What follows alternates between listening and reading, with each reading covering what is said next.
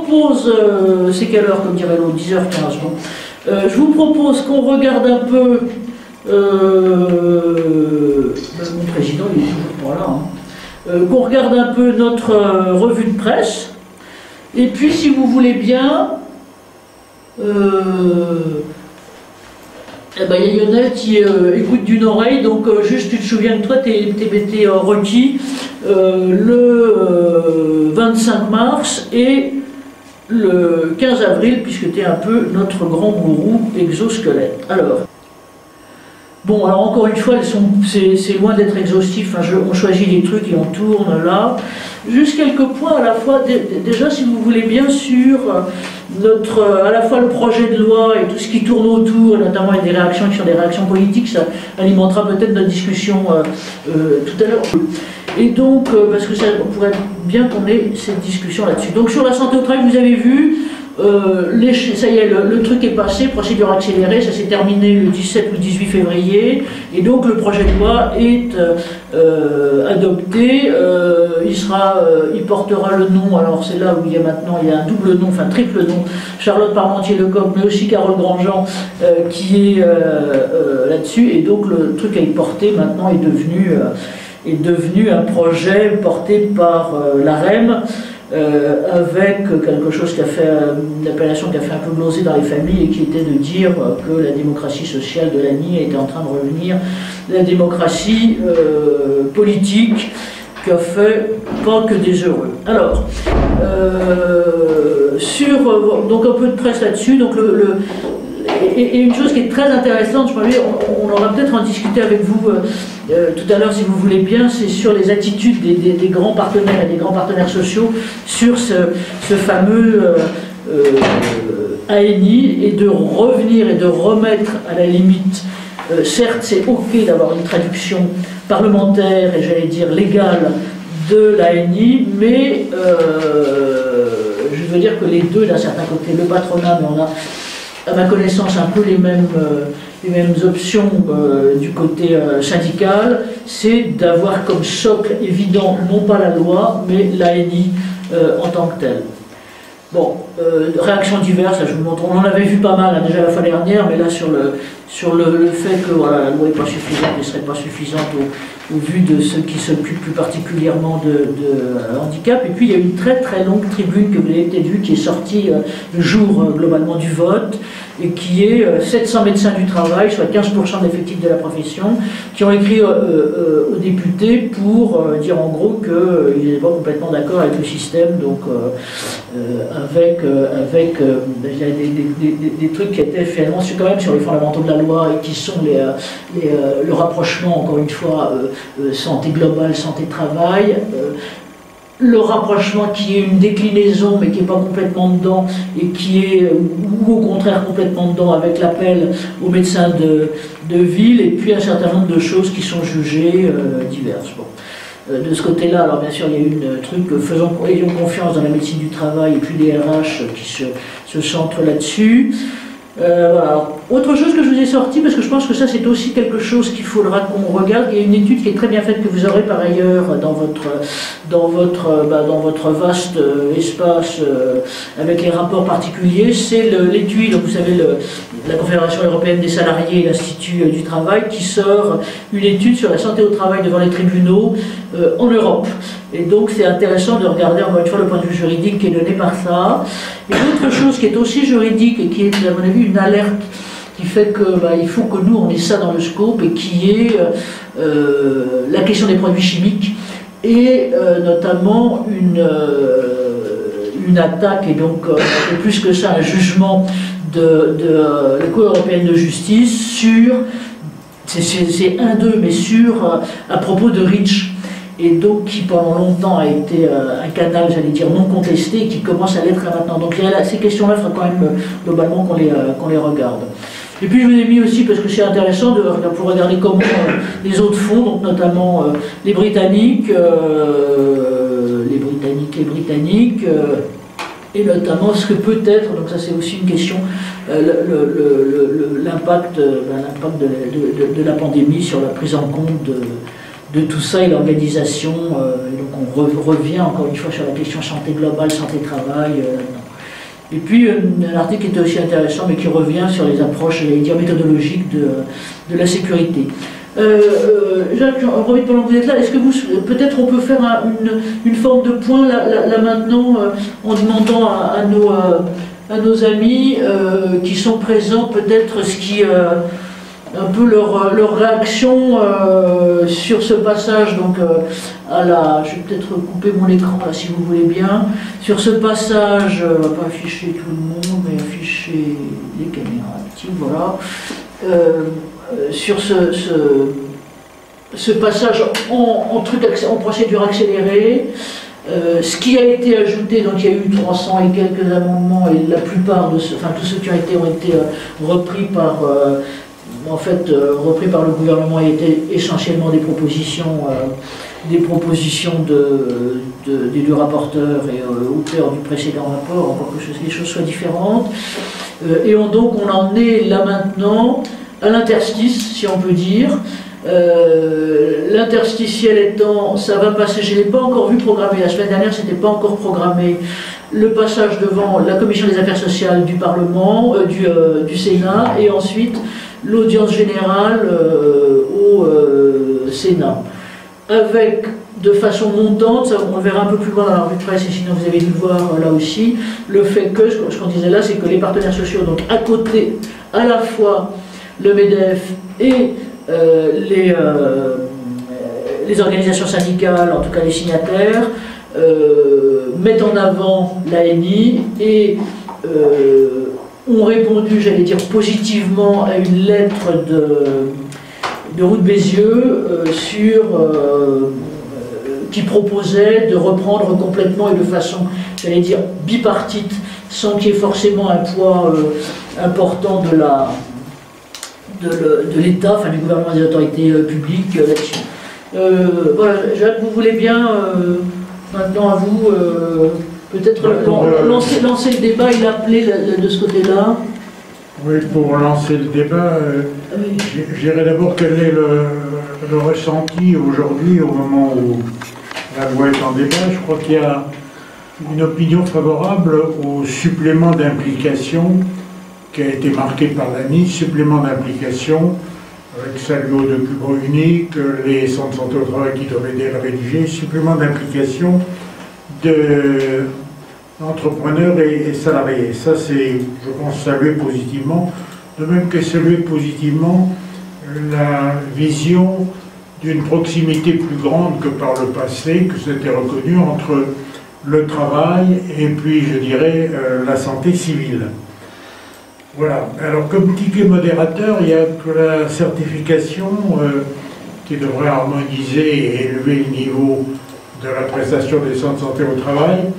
On ne sait pas très bien comment ça se passera et donc ça reste source d'interrogation. Et grande source d'interrogation aussi, un sujet qui concerne beaucoup les médecins, qui est l'introduction du médecin référent. Certains disent que c'est une fausse bonne idée. Nous, il nous semble que ça débloque une situation de manque de médecins, mais certains le voient comme c'est pas ça qu'il faut faire, avec une critique à l'intervention de nos acteurs en disant heureusement qu'il y a le barrage de 2 ans de formation, heureusement qu'il y aura peut-être des solutions avec les infirmiers pour rester un peu dans l'entre-soi de la santé de travail.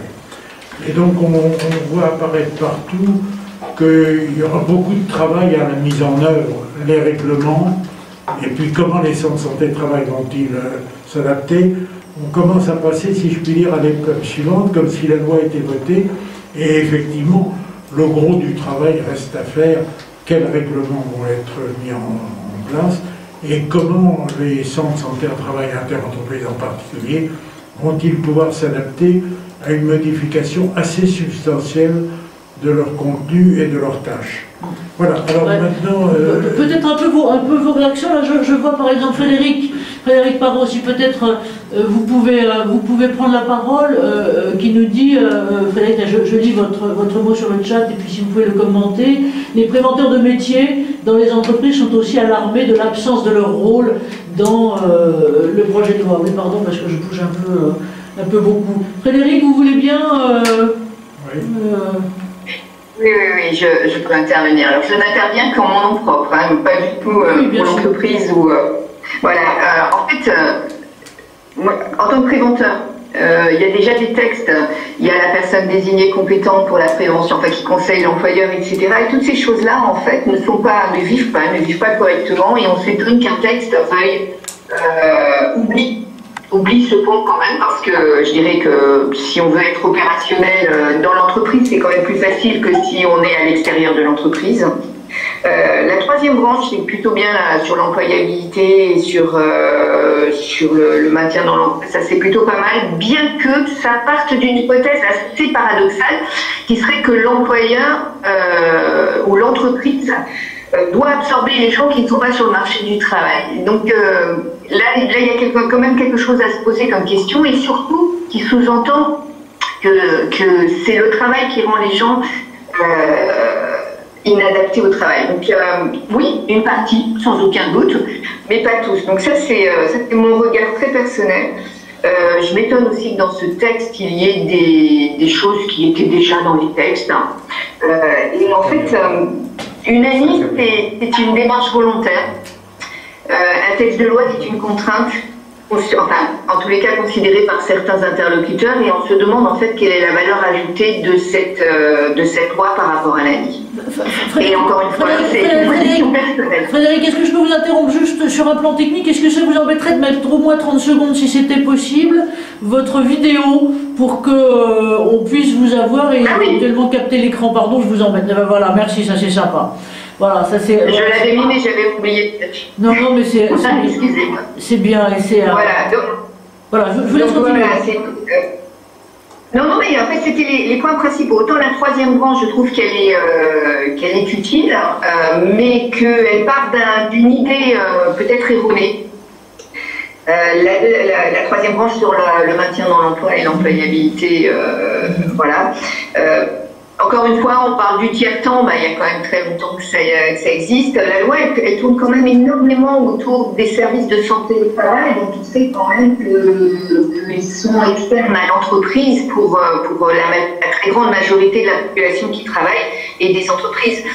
Et donc, mais il ne faut pas oublier quand même les services de santé qui sont dans les entreprises et complètement occultés dans ce texte.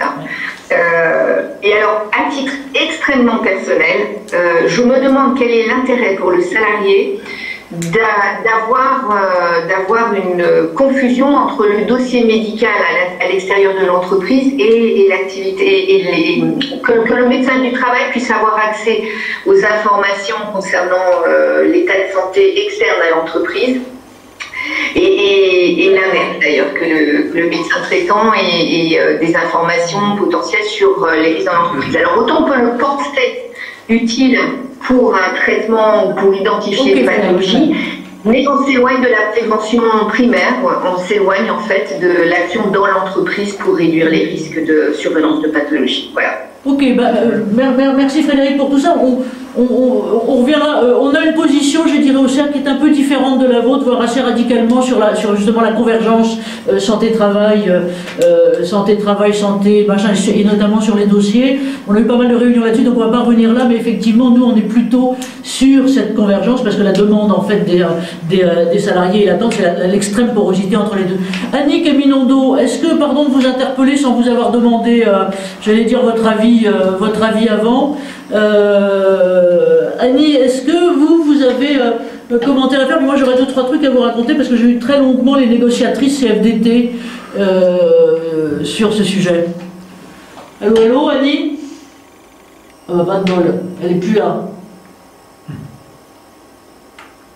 Annie? Bon, il n'y a pas d'Annie. Alors, en attendant qu'Annie arrive, eh ben, elle n'est pas là. En attendant qu'Annie arrive, je vais juste vous dire 2 mots sur une conversation donc, assez longue que j'ai eue avec les négociatrices CFDT, globalement de ce côté-là. Alors, ce que j'ai perçu, encore une fois, je peux me tromper, hein, ce que j'ai perçu, c'est que quand même il y avait une extrême satisfaction d'abord d'avoir signé cet ANI qui était, pour lequel il n'y avait eu aucune signature pendant finalement des années là-dessus. L'autre chose, mais alors c'est peut-être encore une fois mon interprétation, donc je peux me tromper, c'est que j'ai un peu eu l'impression que l'impact d'un certain côté, la valeur essentielle de cette loi était plutôt, si on peut dire les choses simplement, pédagogique qu'instrumentale. Et donc le fait que l'ANI soit ensuite impliquée dans une loi, même si on sentait que ça chatouillait un peu pour que ce soit une loi signée majoritaire, enfin l'ANI, ça c'est autre chose. Là-dessus, c'est que l'intérêt, à la limite, ce qui m'a presque été dit, c'est que même vis-à-vis des parlementaires, enfin de la représentation nationale, le fait que ce sujet-là soit posé, qu'elles aient eu, d'ailleurs je pense aussi l'occasion, et devant la Commission des Affaires sociales, et autrement de faire répercuter son importance, c'était déjà à titre, je dis, pédagogique et un peu plus que symbolique, une grande avancée. En revanche, quand on est venu avec les questions la question que posait Jacques, bonjour Christine, que posait Jacques tout à l'heure sur finalement c'est plutôt enfin, je veux dire, c'est plutôt un truc très très générique et il n'y a pas d'instrumentation qui là demandera une voie réglementaire. Ben, en gros, j'ai senti la même chose. Et là, qui était de dire, ben là, on est sur une loi de principe et la partie, alors donc là, ça veut dire deux trucs sur lesquels, bien sûr, les positions sont un peu ambivalentes. C'est-à-dire que d'un côté, ouais. Ah, Annie est là, oui, mais je sais qu'elle est là, mais simplement elle ne nous entendait pas. Donc, enfin, voilà. Et donc, qu'est-ce que je disais? Ah oui, et donc là-dessus, c'est un peu ambivalent, c'est-à-dire effectivement, ça va être au gouvernement, et donc notamment au secrétariat d'État, machin, de préparer les décrets d'application, la réglementation, tout ce qui est globalement nécessaire. Et en même temps, l'autre côté, qui était de dire... Pas aussi clairement ce que je vous dis, mais moi c'est ce que j'ai ressenti, c'est que nous, partenaires sociaux, et nous, instances syndicales, on ne veut pas et on ne va pas perdre la main, et donc, pendant tout ça, les négociations et les relations avec le MEDEF, en gros, avec les organisations patronales, globalement continuent. Et pour nous, c'est ça qui est important. Donc, il y a une espèce de... Moi, ce que j'ai senti, c'est une position... ouais, allez-y, Philippe. Ouais. Si je puis me permettre, vous avez tout à fait raison. Est-ce que vous entendez bien, Philippe? Oui, ils ont l'air de nous entendre. Donc, vous avez tout à fait raison. Il faut quand même savoir que depuis 2009, et l'accord loupé en 2009 entre les partenaires sociaux, les partenaires sociaux couraient après quelque chose. Ils n'ont pas voulu se faire déborder par les politiques. Les récents débats depuis 3-4 ans entre les différents parlementaires, tant à l'Assemblée qu'au Sénat, et qu'en plus des majorités différentes entre l'Assemblée et le Sénat, a fait un peu polluer le débat. Aujourd'hui, les partenaires sociaux ont fait un peu ce que disait Larcher quand il était ministre du Travail, donc ça remonte il y a quelques années, voire plus de 10 ans. Laissons la parole d'abord aux partenaires sociaux qui vont guider les textes de loi qui devraient paraître. On est un peu dans cette espèce de consensus mou, je vous le concède bien volontiers, mou qui fait que confirmer ce qui existait quasiment déjà, si ce n'est, à mon sens, une avancée notable, c'est que contrairement à ce que disait notre intervenante tout à l'heure, moi je crois beaucoup à la porosité, la perméabilité, c'est mieux que porosité, perméabilité entre vie personnelle et vie au travail, car l'individu reste le même. Voilà. Et il est logique que les médecins puissent converser entre eux. Ouais. Mais merci Philippe. Tout à fait raison. Ouais.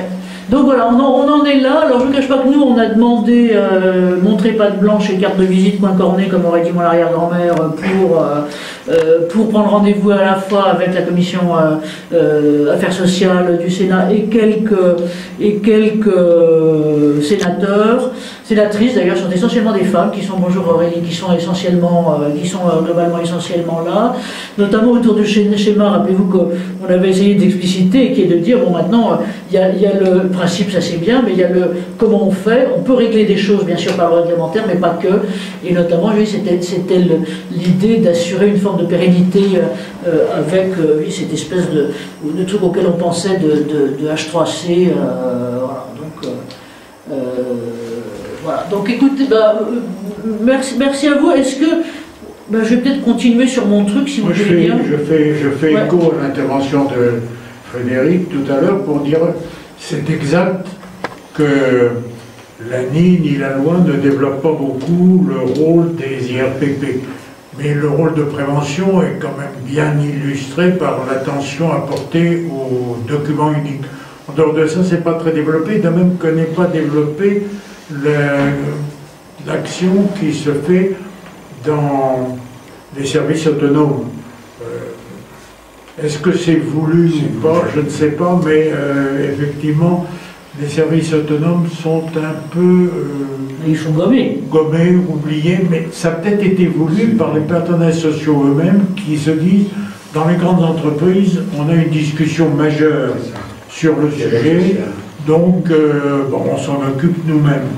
C'est parfois un peu dommage parce qu'il y a des avancées telles que, par exemple, la certification qui mériterait peut-être d'être bien étendue à tout le monde. Ouais. Merci. Alors je vais reprendre.